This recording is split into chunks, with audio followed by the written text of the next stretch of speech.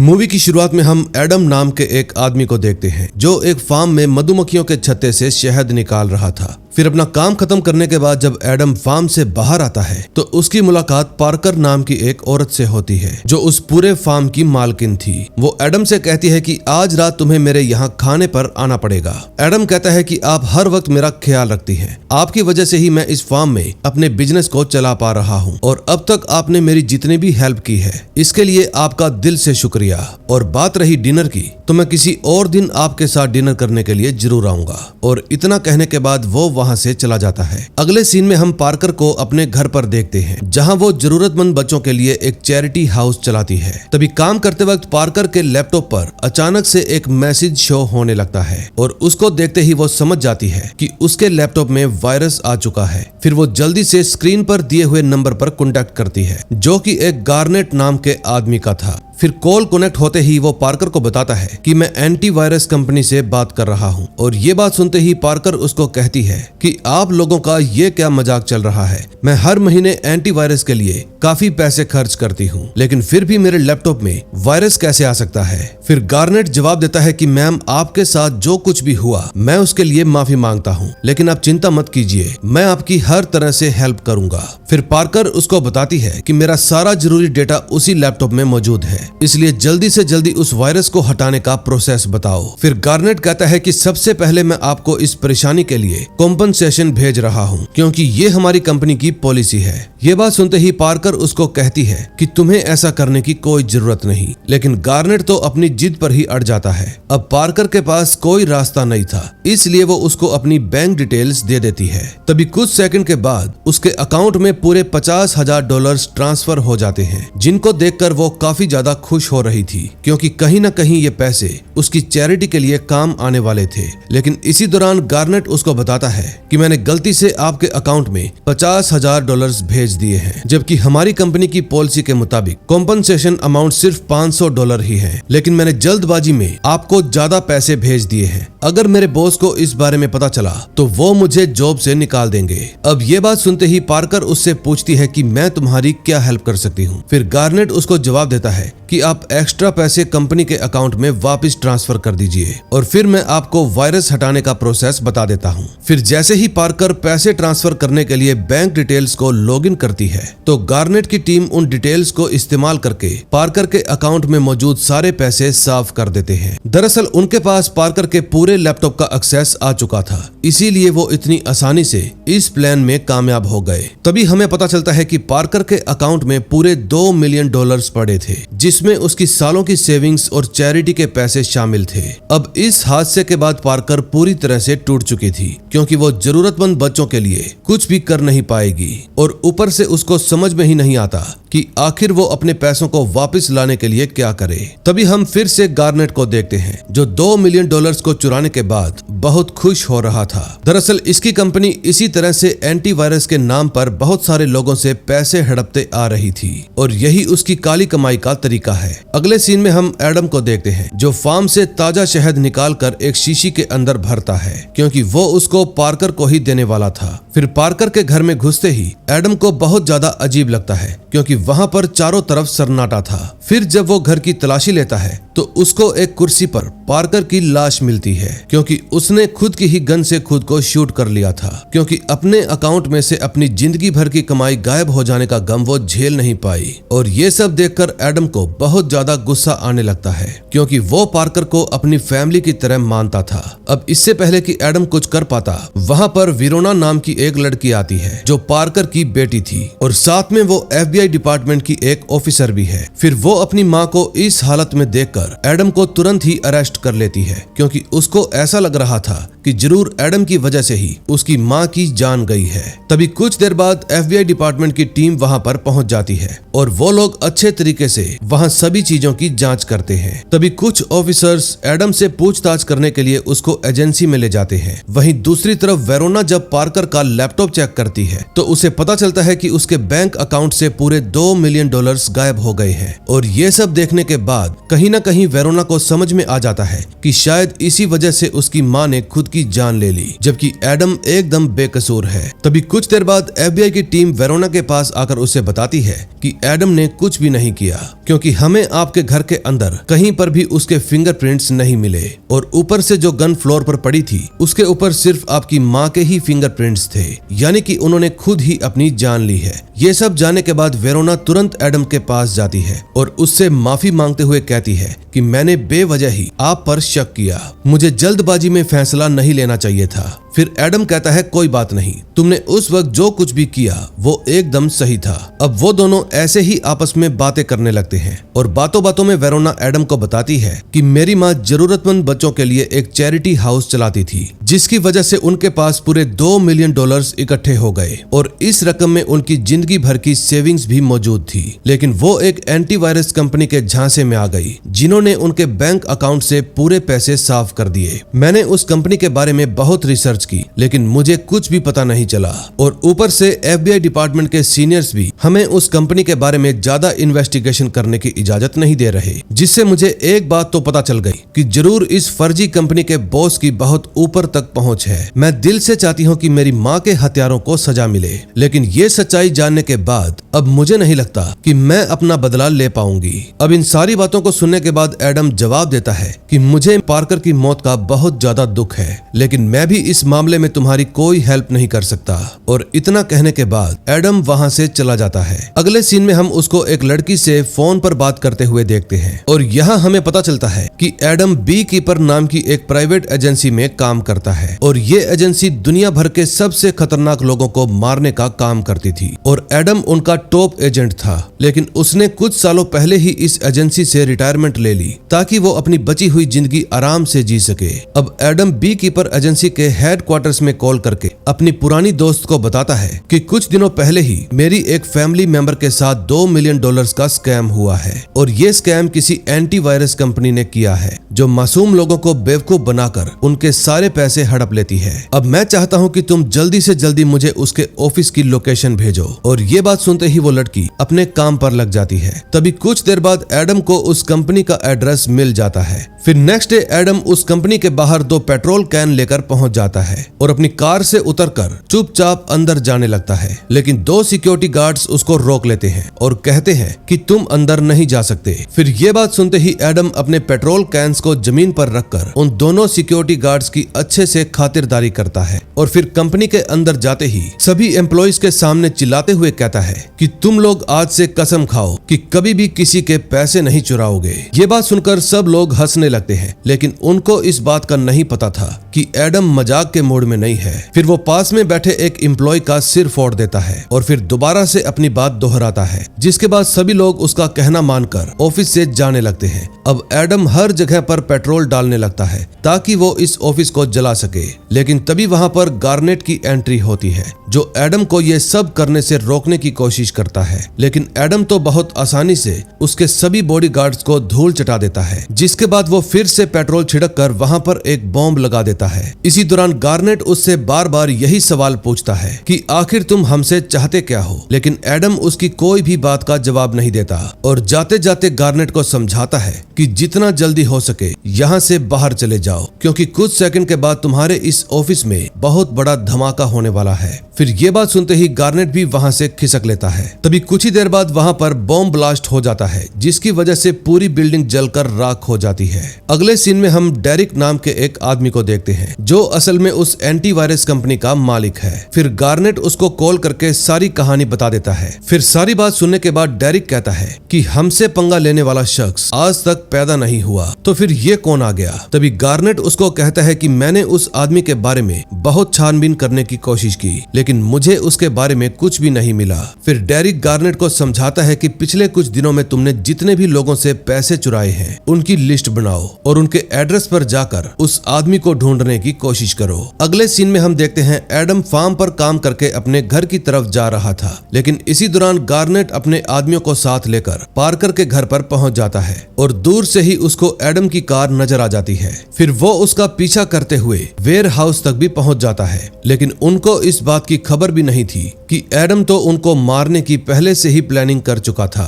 फिर जैसे ही गार्नेट अपने आदमियों के साथ वेयर हाउस के अंदर घुसता है, एडम बहुत ही होशियारी से उसके सभी साथियों को एक एक करके मौत के घाट उतार देता है। इसी दौरान उसका सामना गार्नेट से हो जाता है, जिसको वो मारता नहीं बल्कि बहुत बुरी तरह से टॉर्चर करता है। फिर एडम अपना सारा सामान लेकर वहां से चला जाता है। अगले सीन में हम वेरोना को देखते हैं, जिसको खबर मिलती है कि उसकी माँ के वेयर हाउस में आग लग गई है और ये पता चलते ही वेरोना अपनी पूरी टीम के साथ वहां पर पहुंच जाती है और छानबीन करने से पता चलता है कि वेयर हाउस के अंदर 3 लोगों की लाशें भी पड़ी थी, जो कि पेशे से कॉन्ट्रैक्ट किलर्स थे। अब वेरोना इन सब चीजों के बारे में सोच ही रही थी कि तभी उसको गार्नेट का आईडी कार्ड मिलता है, जिसको देखकर वो समझ जाती है कि जो लोग उसके घर पर आए थे वो उसी एंटीवायरस कंपनी में काम करते थे, जिन्होंने उसकी माँ के $2 मिलियन चुराए हैं। तभी उसको एडम का ख्याल आता है, क्योंकि वो ही उस वेयर हाउस में रहा करता था। लेकिन वेरोना की टीम को एडम का कहीं भी नामो निशान नहीं मिलता, जिसकी वजह से वो समझ जाती है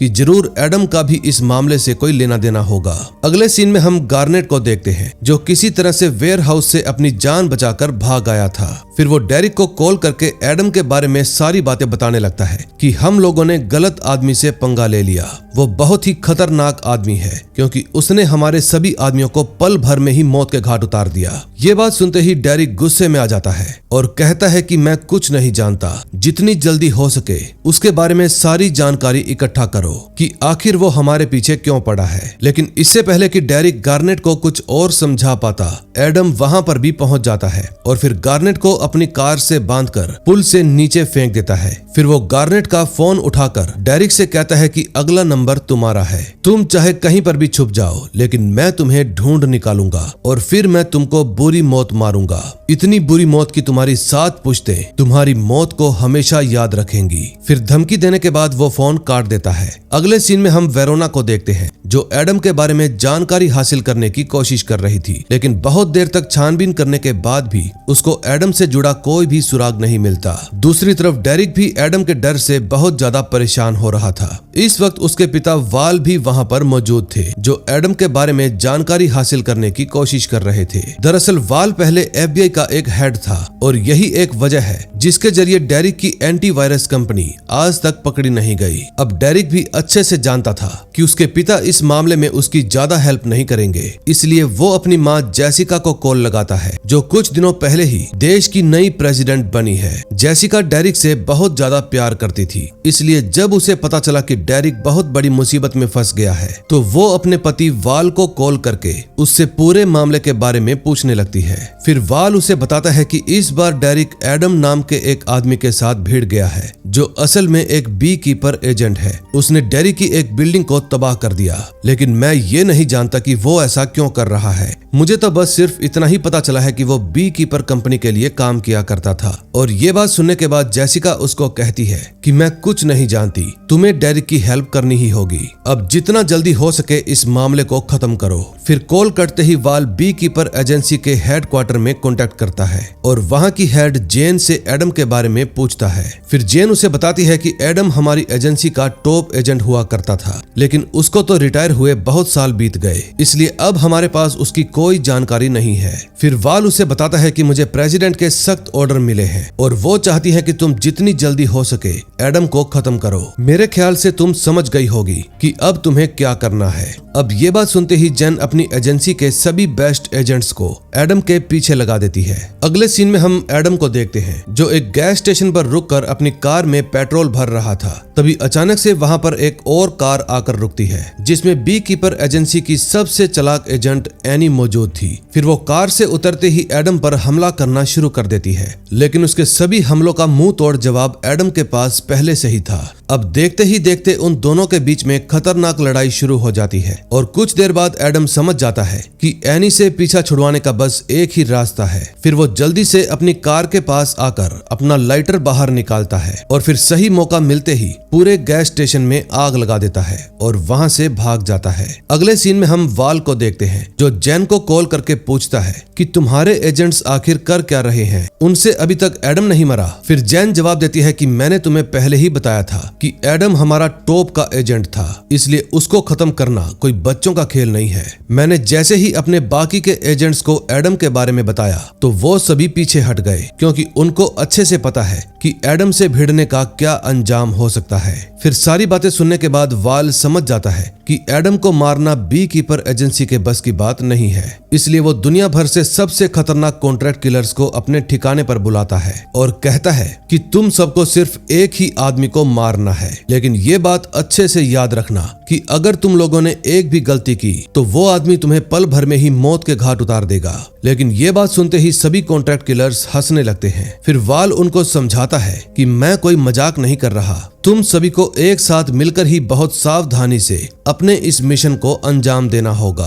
अगले सीन में हम एडम को देखते हैं जो एक वेयर हाउस के पास आकर एनी की उंगली को बाहर निकालता है, जिसको उसने गैस स्टेशन से निकलते वक्त काट ली थी। फिर उस उंगली के जरिए एडम एनी के वेयर हाउस को खोलता है और फिर वहां से वो सभी जरूरी हथियार को इकट्ठा करके डेरिक की लोकेशन की तरफ निकल पड़ता है। अगले सीन में हम 9 स्टार नाम की एक बिल्डिंग को देखते हैं जहां डेरिक का मेन ऑफिस है। वहीं से वो अपने बाकी के ऑफिस को संभालने का काम करता है। अब वाल अच्छे से जानता था कि एडम डेरिक को मारने के लिए यहाँ पर जरूर आएगा, इसलिए उसने FBI को पहले से ही इन्फॉर्म करके अपनी बिल्डिंग के बाहर बुला लिया था ताकि वो लोग एडम को पकड़ सके। लेकिन उनको ये नहीं पता था कि वो लोग किससे भिड़ने जा रहे हैं। तभी कुछ देर बाद ही एडम बिल्डिंग के बाहर पहुंच जाता है। तभी गेट पर मौजूद FBI ऑफिसर्स उसको रोकने की कोशिश करते हैं, लेकिन एडम तो सबको बड़ी ही होशियारी से घायल करके बिल्डिंग के अंदर घुस जाता है और मैनेजर से डेरिक के बारे में पूछने लगता है। लेकिन इससे पहले कि उसे कुछ पता चल पाता,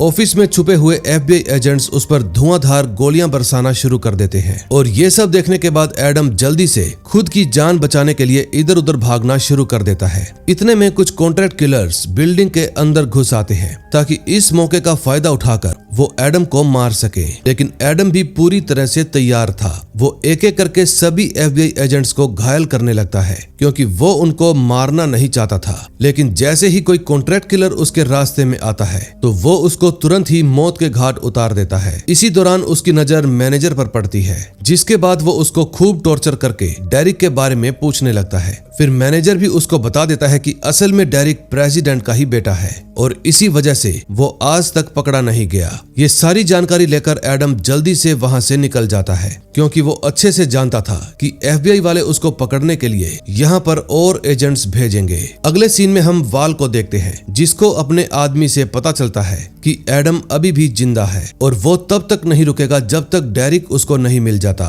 फिर इस बात का पता चलते ही वाल डेरिक से कहता है कि अब से तुम मेरे ही साथ रहोगे क्योंकि मैंने तुम्हारी माँ से वादा किया है कि मैं तुम्हें कुछ नहीं होने दूंगा। अगले सीन में हम वेरोना को देखते हैं जो अपने साथी मार्टी से बात कर रही थी।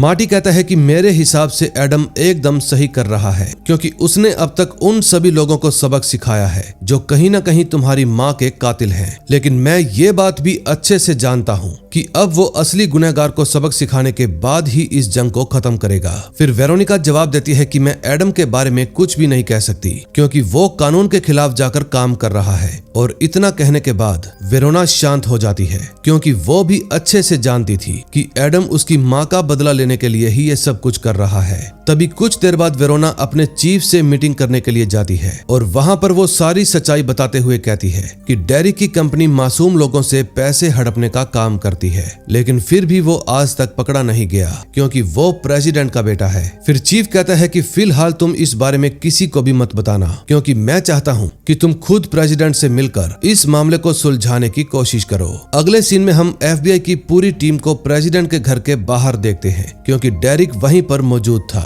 और सबको पता है कि एडम उसको मारने के लिए जरूर आएगा। लेकिन इतनी टाइट सिक्योरिटी होने के बाद भी एडम किसी तरह से एक FBI एजेंट को ठिकाने लगाकर उसके कपड़े पहन लेता है और बहुत आसानी से प्रेसिडेंट के घर के अंदर घुस जाता है। वहीं दूसरी तरफ हम चीफ को देखते हैं जो प्रेसिडेंट और डेरिक से एक कमरे में बात कर रहा था। वो सारी सच्चाई सच्चाई का खुलासा करते हुए बताता है कि डेरिक कितने बड़े लेवल पर लोगों के साथ स्कैम कर रहा है। फिर असलियत जानने के बाद प्रेसिडेंट गुस्से में डेरिक पर चिल्लाने लगती है, लेकिन डेरिक कहता है कि आपको मुझसे इस तरह से बात करने की कोई जरूरत नहीं, क्योंकि मैंने उन्हीं पैसों की वजह से आपकी इलेक्शन कैंपिंग्स को फंड किया था और मेरी ही वजह से आप प्रेसिडेंट भी बन पाई। इसलिए मुझे कुछ कहने से पहले आप खुद पर भी ध्यान दो। अगले सीन में हम एडम को देखते हैं, जो अब घर के अंदर आ चुका था, लेकिन तभी वेरोना भी उसे देख लेती है और फिर अपनी पूरी टीम को एडम का पीछा करने के लिए कहती है। कुछ देर बाद FBI की टीम और वाल के भेजे हुए कॉन्ट्रैक्ट किलर्स एडम को पकड़ लेते हैं, लेकिन वेरोना उनको कहती है कि कोई भी एडम को नहीं मारेगा, क्योंकि हमें तो सिर्फ इसको अरेस्ट करने के ही ऑर्डर्स मिले हैं। लेकिन दूसरी तरफ वाल एडम को मारने का फैसला कर चुका था, इसलिए वो अपने आदमी को इशारा करता है कि इसको खत्म कर दो। तभी अचानक से वहां पर बहुत सारे ब्लास्ट होने लगते हैं, क्योंकि अंदर आने से पहले एडम ने वहां मौजूद कार्स में बॉम्ब फिट कर दिए थे। फिर मौके का फायदा उठाकर एडम सभी को चकमा देकर घर के अंदर भाग जाता है, लेकिन FBI की टीम उसके ऊपर दोबारा से हमला कर देती है। अब एडम किसी तरह से सभी को निपटा कर प्रेसिडेंट के रूम की तरफ बढ़ने लगता है, लेकिन इसी दौरान उसका सामना मैक्स नाम के खतरनाक कॉन्ट्रैक्ट किलर से हो जाता है, जिसके बाद उन दोनों के बीच में काफी देर तक फाइट चलती है। फिर आखिर में एडम मैक्स को मारने में कामयाब हो जाता है। अगले सीन में हम डेरिक और प्रेसिडेंट को देखते हैं, जो कि आपस में झगड़ रहे थे। तभी प्रेसिडेंट उसको कहती है कि मैं आज की प्रेस कॉन्फ्रेंस में तुम्हारी सारी सच्चाई बाहर लेकर आऊंगी, ताकि तुम्हें अपनी गलतियों का एहसास हो सके। लेकिन ये बात सुनने के बाद डेरिक गुस्से में अपनी गन से चीफ को शूट कर देता है। इसी दौरान एडम भी प्रेसिडेंट के कमरे के बाहर पहुंच गया था, लेकिन तभी वाल उसको पैसों का लालच देकर रोकने की कोशिश करता है। लेकिन एडम को उसकी बात से कोई भी फर्क नहीं पड़ता, क्योंकि वो तो पहले ही डेरिक को मारने का फैसला कर चुका है। फिर वो जैसे ही कमरे के अंदर जाता है, डेरिक प्रेसिडेंट के ऊपर गन तान देता है और एडम से कहता है, अगर तुमने कोई भी होशियारी की तो मैं प्रेसिडेंट की खोपड़ी खोल दूंगा। इतने में वेरोना भी वहां पर आ जाती है और एडम से कहती है कि खुद को सरेंडर कर दो, इसी में तुम्हारी भलाई है। एडम कहता है कि तुम अच्छे से जानती हो कि मैंने ये सब इंसाफ पाने के लिए किया है। अगर तुम इंसाफ के लिए लड़ने से डर रही हो तो तुम हमेशा ही सरकार की गुलाम बनकर रहोगी। और इतना कहने के बाद एडम बिना वक्त गवाए डेरिक की खोपड़ी खोल देता है, क्योंकि वो प्रेसिडेंट को मारने वाला था। अब इससे पहले कि वेरोना एडम को पकड़ पाती, वो खिड़की का कांच तोड़कर बाहर भाग जाता है और वेरोना बस उसको दूर से खड़ी खड़ी देखती रह जाती है। अगर वो चाहती तो गोली भी चला सकती थी, लेकिन कहीं ना कहीं उसको भी पता था कि एडम ने जो कुछ भी किया वो एकदम सही किया। फिर वहां से निकलकर एडम सीधा नदी के पास पहुंच जाता है और अपना वाटर सूट पहनकर पानी में छलांग लगा देता है। और इसी के साथ इस मूवी का एंड हो जाता है। दोस्तों, मूवी अच्छी लगी हो तो वीडियो को लाइक करें, चैनल को सब्सक्राइब करें और हो सके तो हाइप जरूर करें, ताकि ये वीडियो ज्यादा से ज्यादा लोगों तक पहुंच सके। हम मिलेंगे नेक्स्ट वीडियो में। Till then bye bye.